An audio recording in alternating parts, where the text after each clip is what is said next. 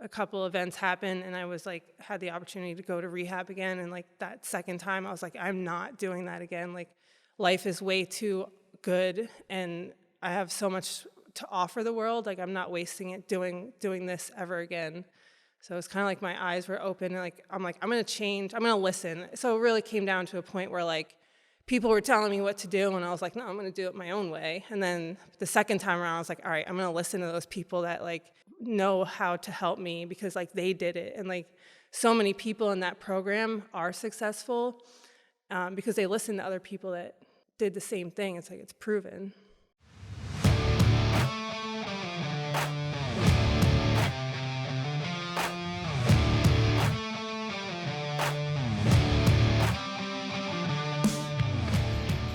The fitness movement is brought to you by Zor Fitness. We offer coaching and individualized program design, as well as educational content for coaches and athletes. It's all at one place, zorfitness.com. Today, I sit down with one of our coaches at Lumber Capital Athletics, Ashley Carrano. Ashley is known for just really caring about our members, and I feel like people would just describe her as a loyal friend. And that's something that I personally respect her for a lot. Ashley owns Pennsylvania Cleaning Co. So in addition to being a great coach, she's also an entrepreneur. We dive into a number of topics today, but including how she balances being a mother and training and owning her own company, as well as why she actually wants to coach and to be in front of people in classes and to be in that environment. Today, I'm also joined by my business partner, Stacey, which she was on the show episodes 25 and 66, if you're interested. Now, let's dive in. What was going through your head when you heard that Stacey and I were opening a gym up? I was so happy because I was pretty depressed before then. It was a struggle. I mean, I made it work, but you guys are so awesome, and I just knew that it was going to be amazing. Anything to add to that, Stacey? No, I mean, we talked on a regular basis through the whole thing. Yeah. So for me to not be able to tell her, I was like, "You're going to be okay. It's going to be okay so soon." She knew what was said. I know. I was worried. I was definitely worried about her state of mind. I just kept on trucking. So, we opened October 1st. When did we propose to you? Do you remember? A couple weeks before, I believe, right? That sounds right. Yeah. Yeah. It's a pretty tight timeline between us like breaking the news to everybody and then like also making sure that we actually have people to coach the place besides us two. So what do you think about it so far now that we're into it a little bit? I think it's great, and I really love the feedback from all the people. It's like a community, and people love the workouts, and I feel like it's a safe place and a fun place for people to come to. It's going really well. I met you you were doing some stuff with like through the website. Like I think you might have been either following the protocol, at least kind of knew of it, and like we're kind of paying attention to some of that stuff, and bought some gear and all that. And so that was kind of how we met a little bit. How did you meet Stacey? I came to Tried and True in 2018 for the first time, and she was coaching there. You remember much from when you first met Ashley? I do. I remember thinking that she was super quiet, like not necessarily afraid to talk to anybody, but just kind of in her own little space. I was like, who is this girl? Where does she come from? And they were just like, this is Ashley Stacey. I'm like, hey. And she just like immediately was like killing the workout. Like out of nowhere, just like came in and got to work. It was like head down and just really focused. So yeah, I remember thinking, who is this? Is that how you've always been, just like kind of grinded out type person, or?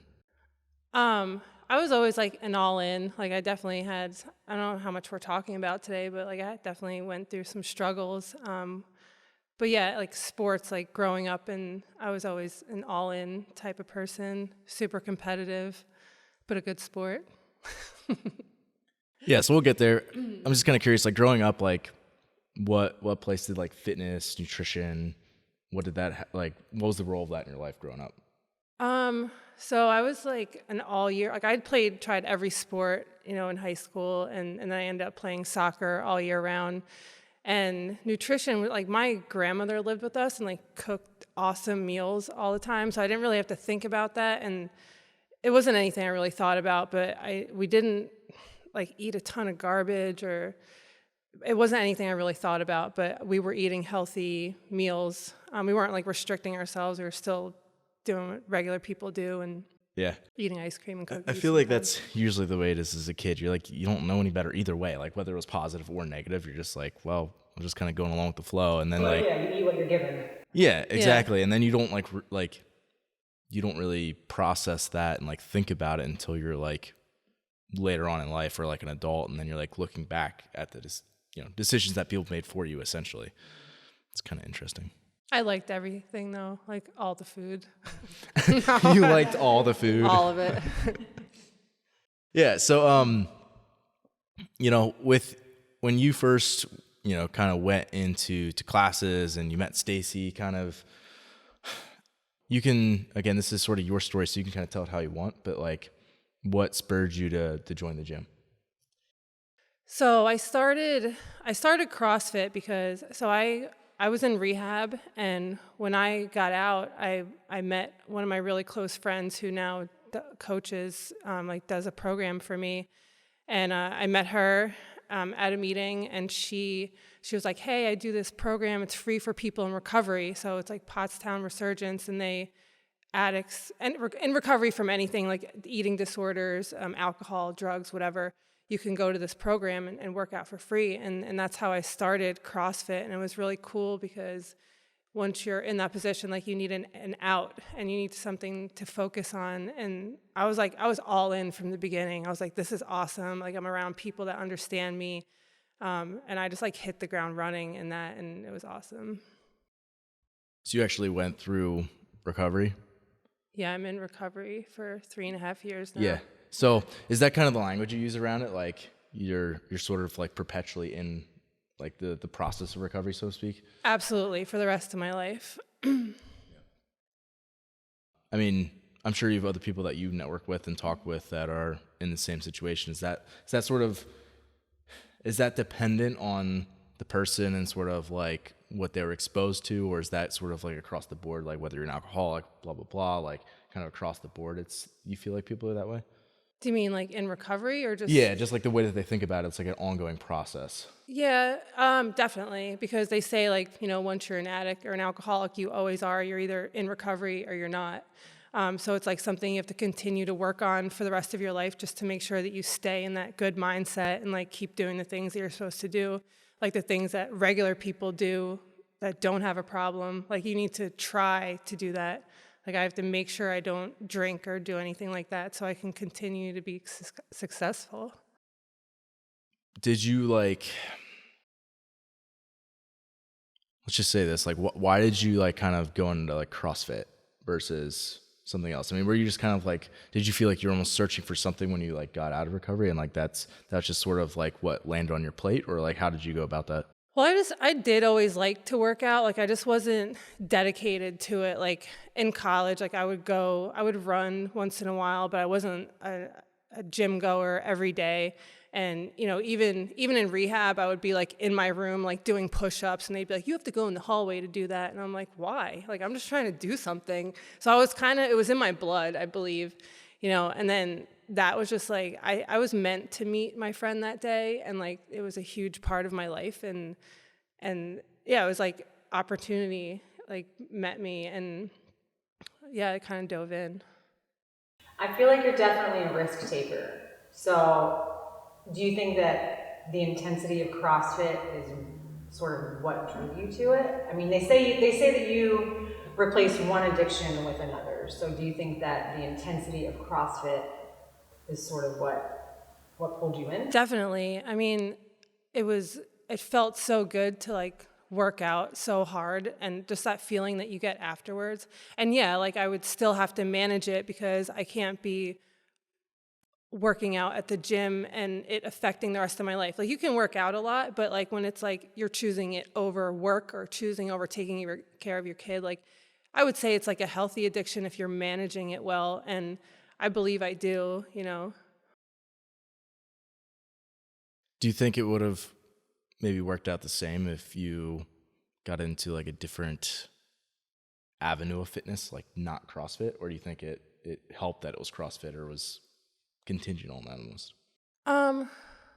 I think I could have been passionate about maybe something else, but I feel like CrossFit was most fitting for me just because I'm so competitive and I love the community part of it. Like I love being around people and competing. It's fun. So, I mean, obviously there are a lot of people who go through rehab, and I feel like, I don't know what the percentages are, but like a lot are not successful. And like, you know, so like, what do you think allowed you to kind of, I don't like it, whether it's something like inside of yourself or like, again, like circumstances, like what allowed you to kind of like break out of that spiral? Well, like I wasn't successful at first, so like I actually went to rehab twice. And the thing about it is that you have to change your entire life. So, you know, you go into rehab and they're like, you know, you can't hang out with these people, you can't do this, you can't do that. And it's really overwhelming. So to like come out of there and be like, okay, I need to change every single thing that I was doing in my life, like that's really hard for people, and I think that's why people fail. So like I did try and I did change a lot, but I didn't change enough, and I fell back into it and I fell back into old habits, and I knew like I didn't want to be there because I already knew what recovery was like, and like I couldn't keep going. Like I was in CrossFit Resurgence and like I started using again, and they're like, you can't come here anymore, and like I didn't even want to be using at that point. So like I was so devastated that I couldn't go to the gym because I was like, this is all, like that was like all I had. And so like everything fell apart again.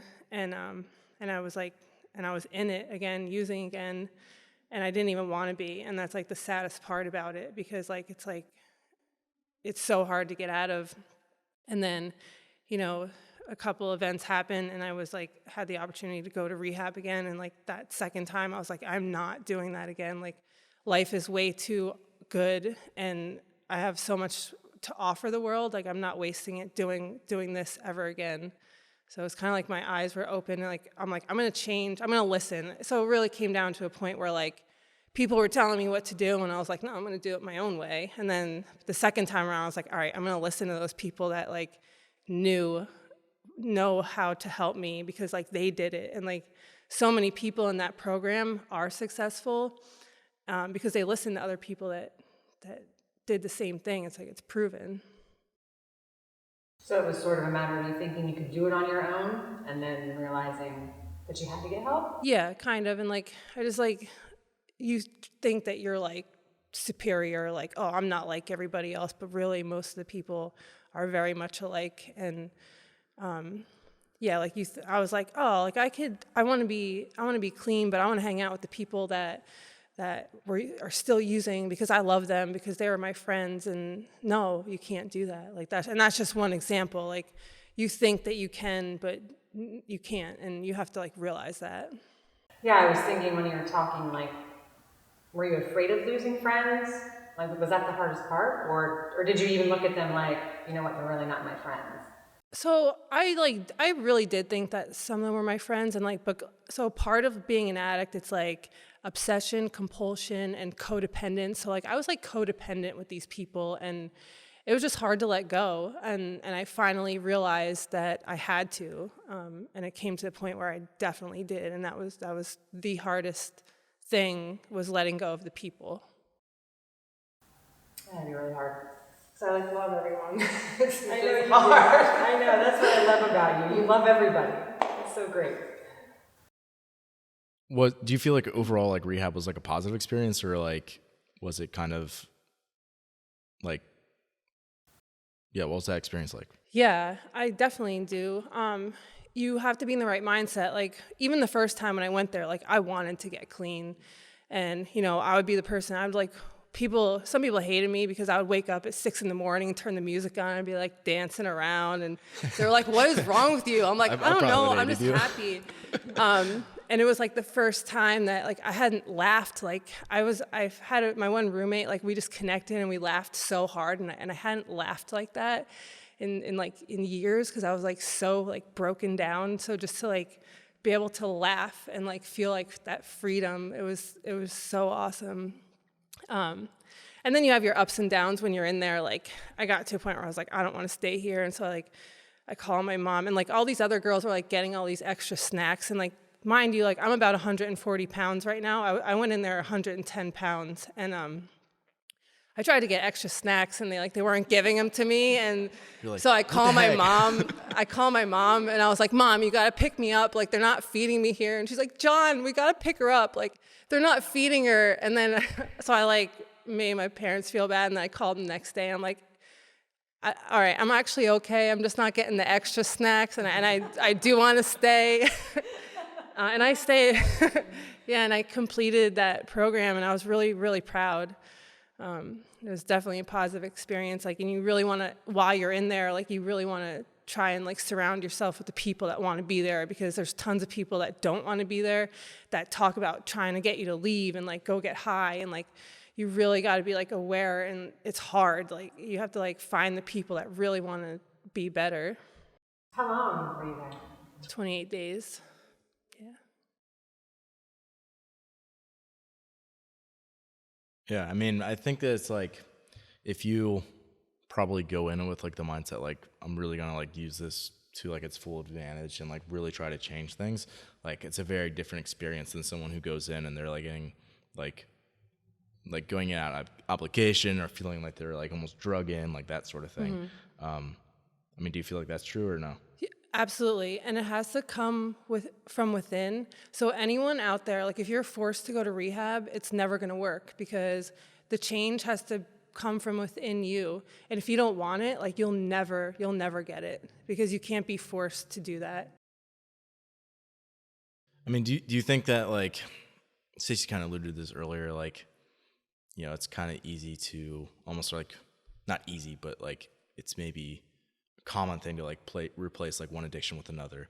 It like, do you have a hard time, or maybe did you initially like have a hard time like balancing like training and like working out and like doing all that like good stuff, but then also allowing your like body to like recover and like take rest days if you need it, and like sort of be like kind to yourself almost in that way? Was that like something that was challenging?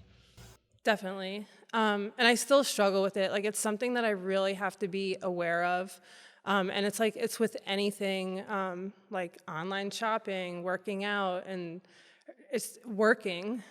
Anything can become an addiction. So I just really have to be aware. And it's like just constantly working on myself and being aware all the time.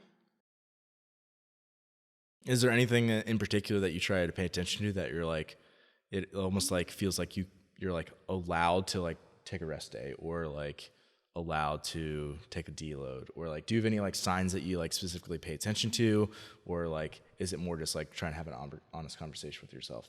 Oh, I can like feel it in my body. Like I know, and I used You're just to like, I need this. I used to not want to take rest days, because I feel like if I would like stop, that I would stop forever, because I feel like I could either like work out forever or quit forever, and it's just like stupid all or nothing mindset, and it's really hard to get out of it. And I know it's not how life really is.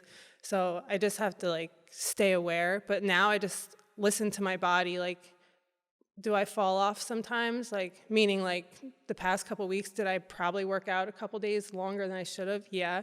But then I rested for 2 full days.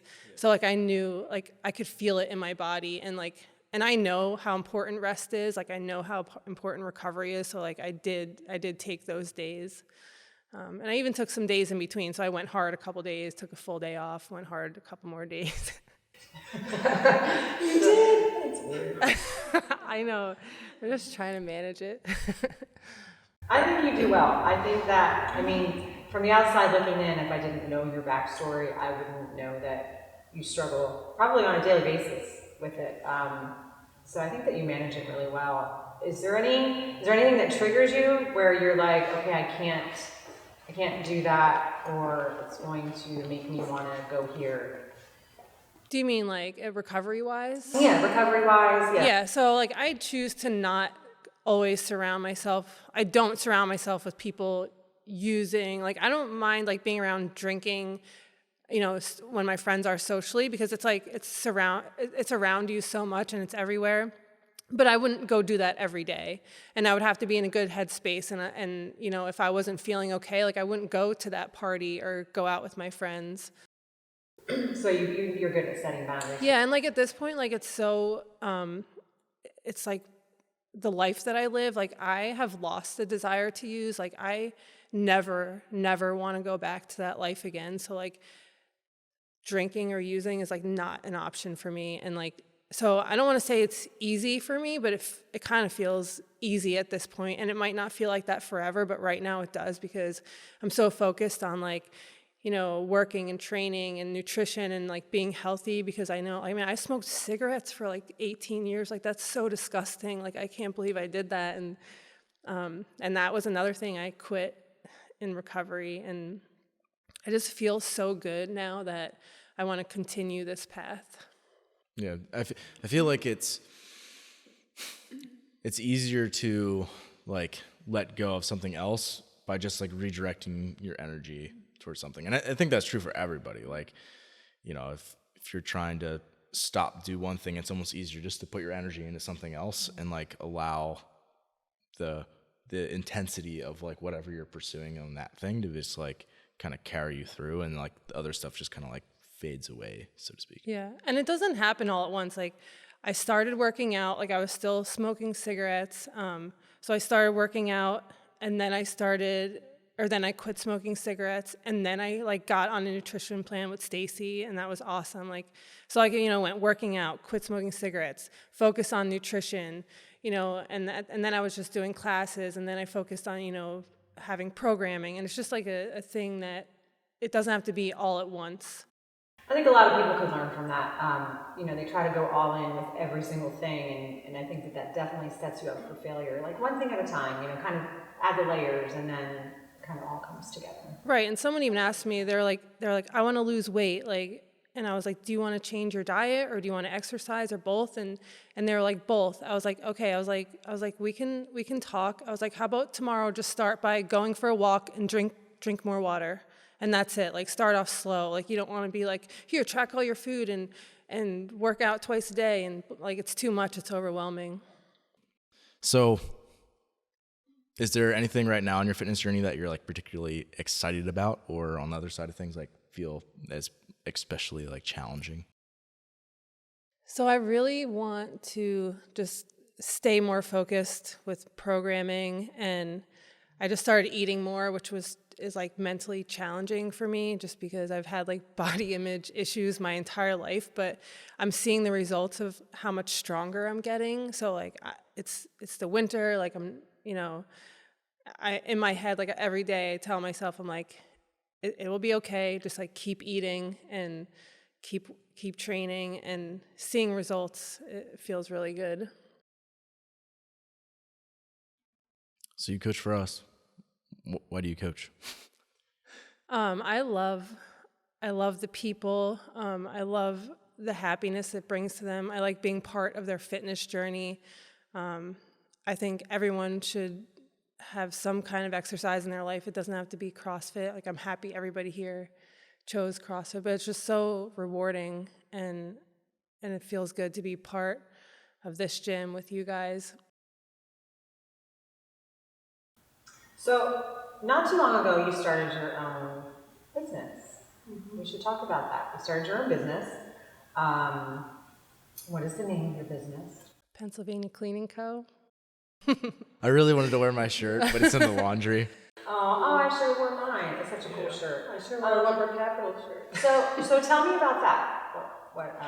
Okay, so let me rewind back. So when I first got out of rehab, I came back here, and I didn't do a good job right when I got out. So I moved to Reading to live with my cousin there. So that's where I started CrossFit, and I also worked for a woman who owned her own cleaning company. So like even though I didn't wasn't successful my first time around. Like that was like the basis of like my future life, even though I had no idea.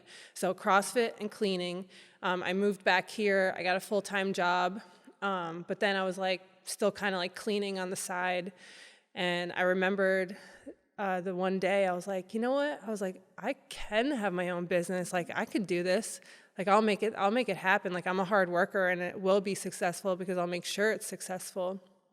So I didn't want to like just quit my full-time job and just be like, who should I clean for? So I'm like, Hey, who needs cleaning?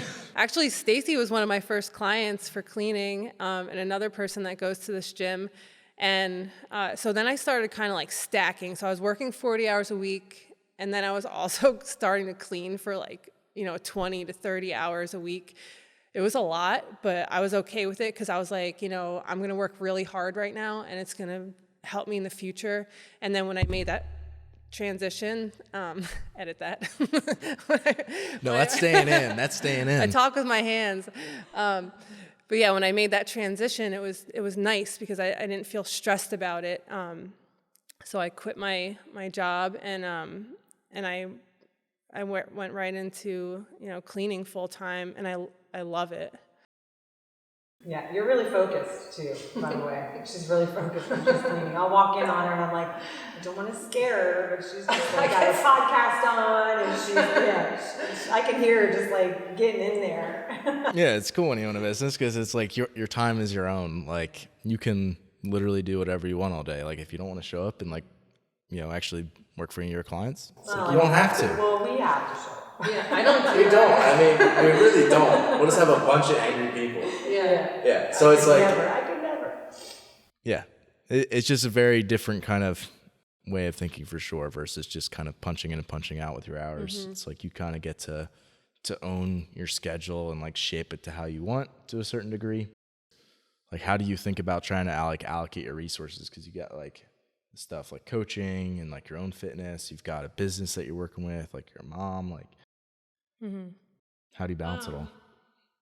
So I made it so I have enough work which I could probably work more, but then I would have to work out less. So I made it so that I can come to the gym every day from like 8 to 11, and then I clean until about 4 or 5, and then I get to go home and be with my daughter, and I feel like very balanced. And some days I'll have less work, and some days I'll have more work, and then some days I work for a property management company, or I clean for them also, and like they'll want me to do jobs on the weekends, and I'm okay with that sometimes. And it's just like it feels really good for me to be able to be in control of my schedule, and it does feel really balanced. I feel like I get enough time as a mom. I feel like I have enough work that I pay my bills and I can do fun things, and I feel like I have enough time to work out, and that feels really good. Yeah, I feel like a lot of people who are successful in like doing the fitness thing long term and like seeing like sustained success with that are like people who somehow manipulate factors in their life to like make fitness still a part of it. Like it's so easy to like let that get squeezed out unless you like are like, okay, this is my time for this. It's like you're probably gonna end up at some point like that can go today, and then it's like all of a sudden that becomes a habit of letting that thing go, and all of a sudden they're not doing fitness anymore. So I feel like you're wise of like protecting your schedule and like allowing time, like, okay, this is my time to be a mom, this is my time for playing in the big box, like to have like those resources. Got any more questions, Stace? I got one final one for you. Let's say we got somebody who's listening and they're struggling with a bad habit. So I'll say it's like super extreme, but just like something that they're trying to overcome. And like obviously that's probably something that you've thought about a lot as a whole, just like trying to form positive habits. Is there any way that they could go about like positively implementing to like basically just try to like start a habit or to like change something?